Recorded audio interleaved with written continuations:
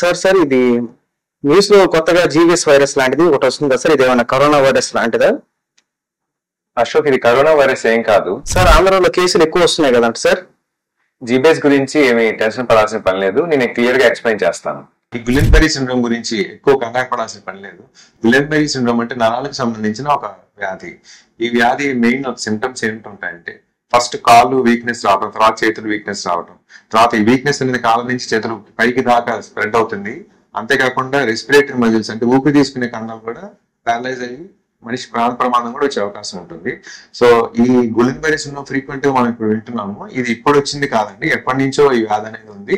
కాకపోతే ఇప్పుడు ఈ మీడియాలో ప్రచారం మూలంగా ఈ వ్యాధి గురించి అందరికి అవేర్నెస్ అనేది వస్తుంది. సో గులెన్బెర్రీ సిండ్రోమ్ అంటే నరాలకు సంబంధించిన వ్యాధి. అంతేకాకుండా ఇది కోవిడ్ లాగా కొత్త వైరస్ కాదు, కోవిడ్ లాగా అంటువ్యాధి కూడా కాదు. ఆల్రెడీ 11 months క్రితము ఈ జీబీఎస్ గురించి నేను ఒక వీడియో చేశాను. ఆ వీడియోలో ఈ వ్యాధికి సంబంధించి పూర్తి వివరాలు అంటే ఎలా వస్తుంది, దాని లక్షణాలు ఎలా ఉంటాయి, దాని వైద్యం ఏంటి మొత్తం కూడా వివరంగా చెప్పాను. సో ఆ వీడియో కోసం ఈ లింక్ ని క్లిక్ చేయండి.